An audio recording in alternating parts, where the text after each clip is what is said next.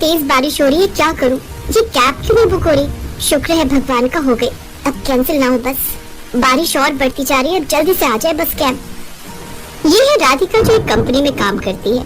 आज राधिका को किसी प्रोजेक्ट की वजह से ऑफिस में देरी हो गई, ऊपर से बारिश हो गई, वो भी बहुत मूसलाधार बारिश।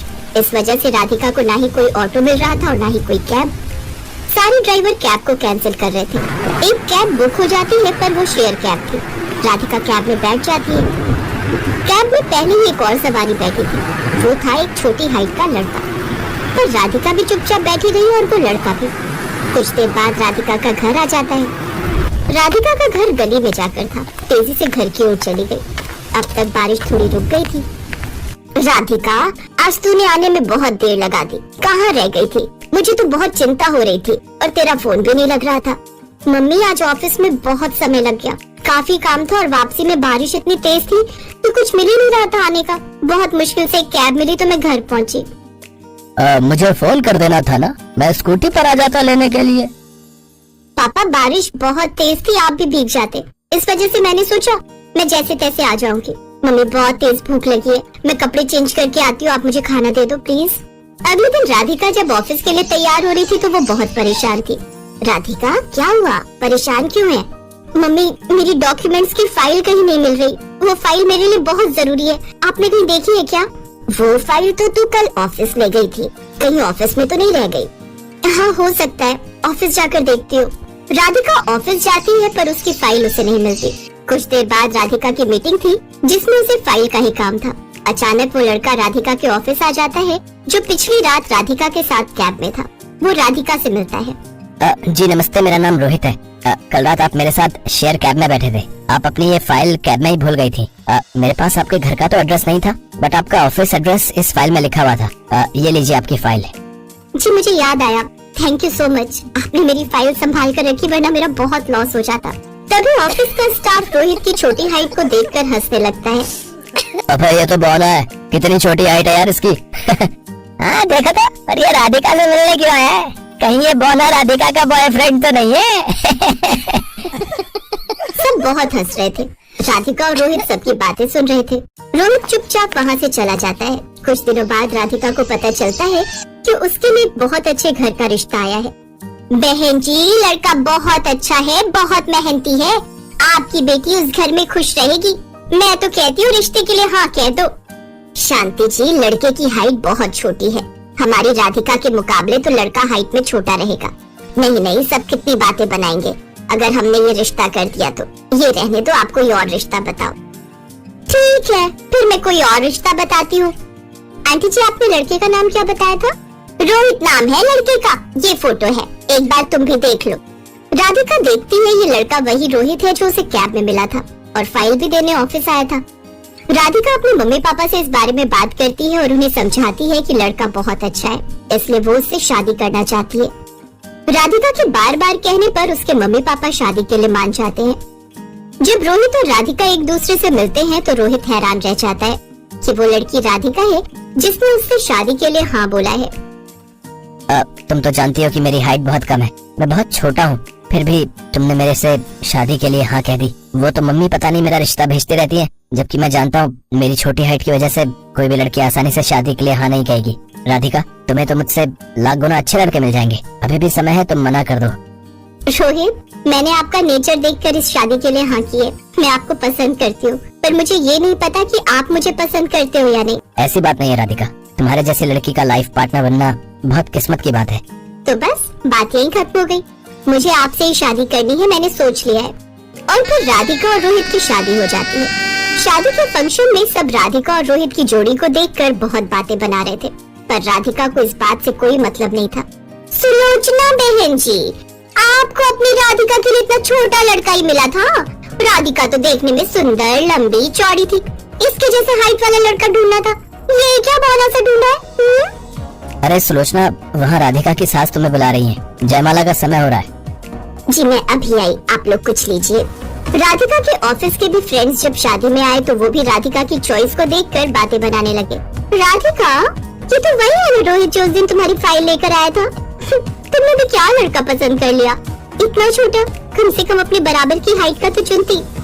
स्वीटी प्लीज, मैं चाहती हूँ तुम सब शादी में आए हो तो इस तरह की कोई बात मत करो। मैं तुम सबको अच्छा दोस्त मानती हूँ, इसलिए ऐसी बातें करके मेरे और अपने रिश्तों को खराब मत करो। और तुम सब खाना खाकर जाना। राधिका ने सबको चुप कर दिया। राधिका की शादी हो गई।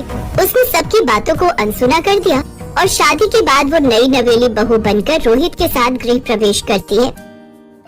तुम्हारे आने से इस घर में कितनी रौनक आ गई है बहू। रोहित तुम्हारी बहुत तारीफ करता था। पता है उस दिन जब पहली बार तुम कैब में मिली थी तो उस दिन ये बारिश में बहुत भीग गया था। रात को ये सोया तो इसे तेज बुखार हो गया।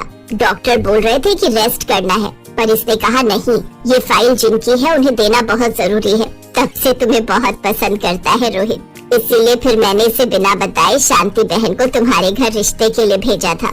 रोहित, आपको उस दिन बुखार था और आप मुझे तभी से पसंद करते हो। ये सब सुनकर मेरे मन में आपके लिए रिस्पेक्ट और बढ़ गई है। राधिका की आंखों में खुशी के आंसू आ जाते हैं, क्योंकि सचमुच रोहित बहुत अच्छे स्वभाव का था। कुछ दिनों की छुट्टियों के बाद राधिका एक बार फिर से ऑफिस ज्वाइन करती है। इधर रोहित ने भी अपने काम पर जाना शुरू कर दिया था। कुछ दिनों बाद राधिका के बॉस के बेटे का जन्मदिन था, इसलिए राधिका का बॉस सबको जन्मदिन की पार्टी में बुलाता है। अरे रोहित, आप अभी तक तैयार नहीं हुए? आपको मैंने बताया था ना मेरे बॉस मिस्टर शर्मा के बेटे का जन्मदिन है। राधिका, मन नहीं है जाने का। पता नहीं सब अजीब सी बातें करते हैं। ऐसे क्यों बोल रहे हो? चलो ना, कुछ नहीं होगा। जब मैं आपके साथ हूँ तो आप टेंशन क्यों ले रहे हो? कोई कुछ नहीं कहेगा, और अगर किसी ने कुछ कहा तो मैं हूँ ना सबको संभालने के लिए। चलो अब आप जल्दी से तैयार हो जाओ। अब आप ये मत कहना कि मैं अकेले चली जाऊँ। मैं अकेली नहीं जाने वाली। रोहित बेटा, जब बहू कह रही है तो तुम्हें जाना चाहिए, और वैसे भी तुम दोनों की नई नई शादी हुई है। बहू अकेले जाएगी तो उसे खुद को अच्छा नहीं लगेगा। जाओ, जाकर तैयार हो जाओ। सबके कहने पर रोहित तैयार हो जाता है। राधिका रोहित के साथ बर्थडे पार्टी में पहुंचती है। वहाँ बॉस की बीवी रोहित का मजाक बनाने लगती है। अच्छा, तो तुम राधिका हो? तुम्हारी अभी नई नई शादी हुई है ना, ये मुझे बता रहे थे। राधिका, बुरा न मानो तो एक बात कहूँ। जी मैम, प्लीज बोलिए। जहाँ तक मुझे पता है तुम्हारी ये लवली अरेंज मैरिज थी, तो तुमने ऐसा लड़का क्यों चुना जो तुमसे हाइट में बहुत छोटा है? तुम दोनों की जोड़ी एक पूरब तो एक पश्चिम लग रही है। मैम, प्यार तो कुछ पलों में भी हो जाता है। रिश्ते बनाने के लिए सालों की जरूरत नहीं होती। शादी लव हो या फिर अरेंज, बस रिश्तों में प्यार होना चाहिए। कुछ रिश्ते सालों चलने के बाद भी टूट जाते हैं, और कुछ रिश्ते जन्म जन्म के लिए बन जाते हैं। मेरा और रोहित का जन्म जन्म का साथ है। मैं रोहित से बहुत प्यार करती हूँ और मेरे लिए ये परफेक्ट हस्बैंड है। तभी शोर मच जाता है। बच्चे जिस एरिया में झूला झूल रहे थे, वहाँ पर एक सुरंग वाला झूला खराब हो गया और वहाँ पर सब परेशान हो गए। अरे कोई तो रास्ता होगा। मेरा बेटा सुरंग वाले झूले में फंस गया है, कोई उसे बचा लो। मेरे बच्चे को बचाइए, उसकी रोने की आवाज आ रही है। वो घबरा रहे हैं, सुरंग बहुत छोटी है, वो फंस गया उसमें। घबराइए मत, मैं सुरंग के अंदर जाऊंगा। आपके बेटे को कुछ नहीं होगा, मैं उसे कुछ नहीं होने दूंगा। मुझे पूरा विश्वास है आप पर, आप आशु को कुछ नहीं होने दोगे। रोहित की हाइट छोटी थी, इस वजह से वो आराम से सुरंग में जा सकता था। कुछ ही देर में रोहित आशु को उस सुरंग वाले झूले से बाहर सही सलामत निकाल लेता है। सब लोग रोहित की बहुत तारीफ करते हैं। ये कहानी यही सीख देती है कि हमें जीवन में कभी भी किसी के शरीर की बनावट और रंग रूप का मजाक नहीं उड़ाना चाहिए, क्योंकि कमियां तो बहुत मिल जाएंगी, पर अच्छाई बहुत कम देखने को मिलती है।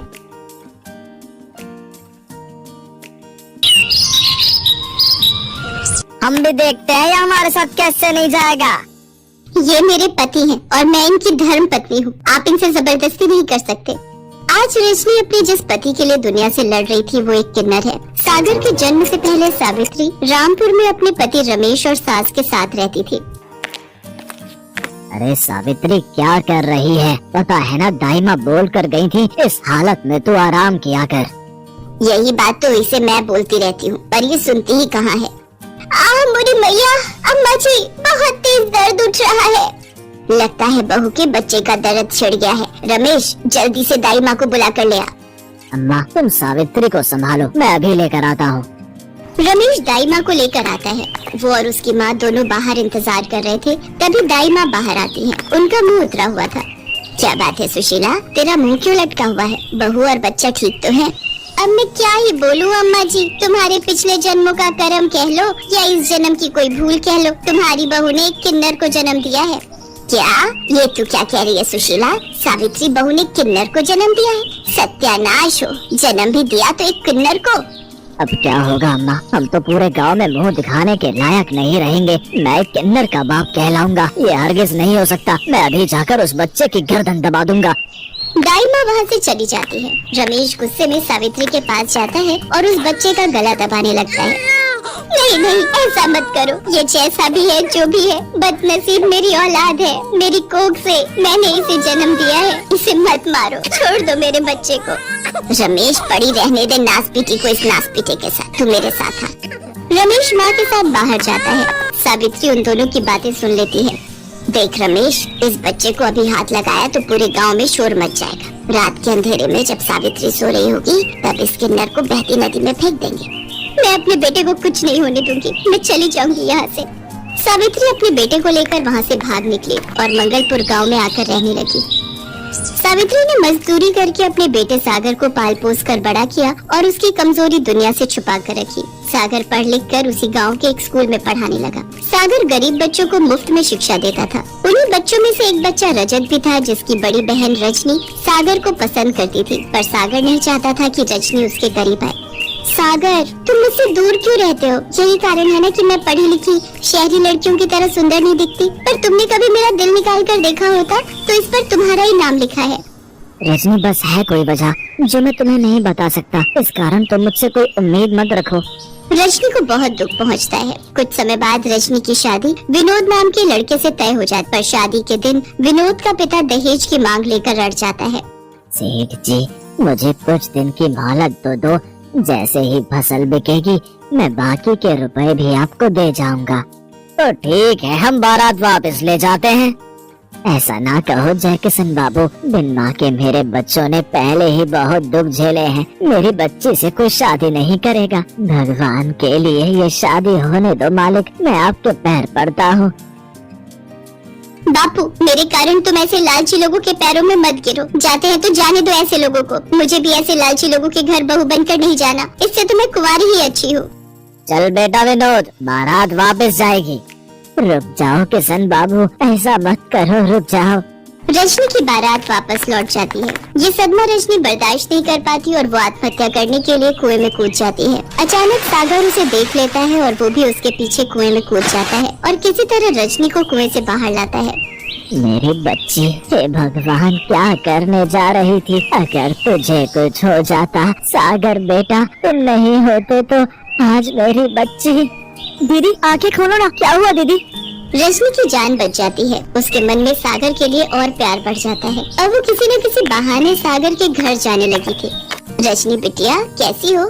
मैं ठीक हूँ माँ जी। सागर कहीं दिखाई नहीं दे रहे। वो मैंने सूजी का हलवा बनाया था, सागर को बहुत पसंद है। मुझे पता था इसलिए ले आई। अच्छा, सिर्फ सागर के लिए ही लाई हो, मेरे लिए नहीं? नहीं नहीं माँ जी, आप भी खाओ ना। वो तो मैं बस। रजनी, तुम यहाँ? सागर, रजनी ने सूजी का हलवा बनाया था, वो तुम्हारे लिए लेकर आई है। अच्छा माँ जी, मैं चलती हूँ। मुझे बताना हलवा कैसा था? रजनी शर्माते हुए वहाँ से चली जाती है, पर सागर सावित्री से कहता है, माँ, रजनी मेरी सच्चाई नहीं जानती। मैं नहीं चाहता मेरे कारण उसकी जिंदगी खराब हो। मैं जहाँ तक समझ पा रहा हूँ वो मेरे लिए अपने मन में कुछ अलग ही सोच रही है। मैं चाहता हूँ वो मुझसे दूर रहे। ये बात वो नहीं जानती कि मैं एक किन्नर हूँ। मैं एक साधारण इंसान की तरह उसके काबिल नहीं हूँ। सागर को लगा था कि रजनी वहाँ से जा चुकी है, पर रजनी तो दरवाजे की ओट में खड़ी सारी बातें सुन लेती है। उसके पैरों से जमीन खिसक जाती है और उसकी आंखें आंसुओं से भर जाती हैं। वो सारी रात सागर के बारे में ही सोचती रही। अगले दिन रजनी उठी और वो सागर के घर पहुंची और सावित्री के पैर छूकर बोली, माँ जी, क्या आप मुझे बहू के रूप में स्वीकार करेंगी? रजनी, तुम सागर के बारे में कुछ नहीं जानती। सागर, माँ जी, मैंने कल आपकी और सागर की सारी बातें सुन ली थी। सागर की सच्चाई जानने के बाद मेरे दिल में सागर के लिए और प्रेम बढ़ गया है। सागर मेरे लिए पूरी तरह से मेरे पति बनने लायक है। सागर का दिल बहुत साफ है। जो लड़का पिताजी ने मेरे लिए देखा था वो लोग तो लालची निकले। घटिया लड़के से शादी करने से अच्छा है सागर जैसे नेक दिल इंसान से शादी करूं। मैं सागर को पसंद करती हूँ और मैं उन्हीं से शादी करूंगी। जुग जुग जियो मेरी बच्ची, तुमने मेरे बच्चे की जिंदगी में खुशियों के रंग भर दिए। सागर को भी सारी सच्चाई पता चलती है। रजनी के अटूट प्रेम को देखकर सागर उससे शादी के लिए हाँ कह देता है और रजनी की शादी सागर के साथ हो जाती है। एक दिन सावित्री का पति रमेश उस गांव में आता है और वो सावित्री और सागर को एक दुकान पर खड़ा देख लेता है। सावित्री सागर के साथ घर की तरफ निकलती है तो रमेश उस दुकानदार के पास जाता है। भैया, ये जो अभी एक औरत तुम्हारे से सामान लेने आई थी, ये कौन है? ये तो सावित्री बहन है और साथ में उनका बेटा सागर है, स्कूल में मास्टर है। अभी अभी शादी हुई है इसकी। ये कैसे हो सकता है? मेरा बेटा तो किन्नर था, एक किन्नर पति कैसे बन सकता है? जरूर सावित्री ने इसके किन्नर होने की बात सबसे छुपा कर रखी है। अगर मैं शहर में किन्नर को जाकर ये सच्चाई बता दूं, तो वो इसे उठा कर ले जाएंगे और बदले में मुझे अच्छे खासे पैसे दे देंगे। मेरे तो मजे ही आ जाएंगे। रमेश सागर का सगा बाप होने के बावजूद भी इतनी घटिया हरकत करता है कि वो शहर जाकर किन्नरों को सागर की सच्चाई बता देता है और उनसे बदले में 50,000 रुपए ले लेता है। सभी किन्नर सागर को लेने गांव पहुंच जाते हैं। रजनी उस समय अपने पिता के घर गई हुई थी। सब गांव वाले भी सच्चाई को जान जाते हैं। हाय हाय, मैं भी देखती हूँ तू कैसे हमारे साथ नहीं जाएगा।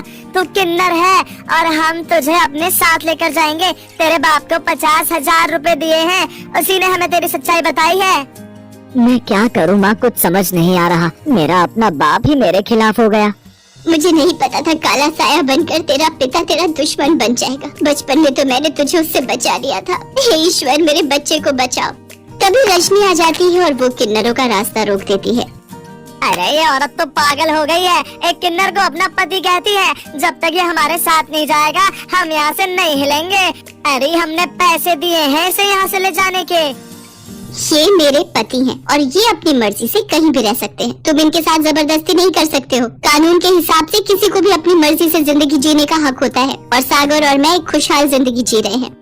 गांव वाले रजनी के साहस की प्रशंसा करते हैं और सब उसका साथ देते हैं। गांव वाले जानते थे कि सागर एक भला इंसान है। सब गांव वाले मिलकर पैसे इकट्ठे करते हैं और किन्नरों को पकड़ाते हैं।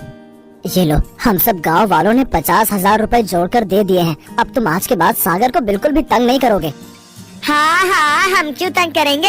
अब जब हमारे पास पैसे हमें मिल गए हैं तो हमारा यहाँ रुकने का कोई फायदा नहीं है। पर जाते जाते मैं इतना ही कहूँगी, रजनी जैसी पत्नी जिसके साथ हो उसका कोई बाल बाका नहीं कर सकता। तुम दोनों हमेशा खुश रहना। मेरा आशीष तुम्हारे साथ है। चलो री चलो, बस निकल जाएगी, समय से शहर पहुँचना है। सागर सब गांव वालों का शुक्रिया अदा करता है और रजनी और सागर दोनों मिलकर सावित्री के पैर छूते हैं। सावित्री अपने बेटा बहू को गले से लगा लेती है।